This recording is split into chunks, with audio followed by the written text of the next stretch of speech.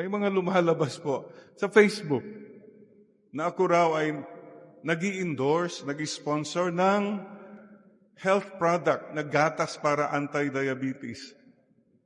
Fake news. Love one another. Ang ginagawa nila, use one another. Bash one another. No, please. Stick to this. You love one another. Huwag po tayong gagamit ng ibang tao para yumaman lang tayo. Huwag po tayong magsisinungaling sa ibang tao para lang umangat tayo. Don't do that. Stay good. Stay beautiful. Oh, today, the Lord is telling you, right now, baka may balak kang gumanti, maghiganti, may balak kang bumanat din. The Lord tells you, love one another.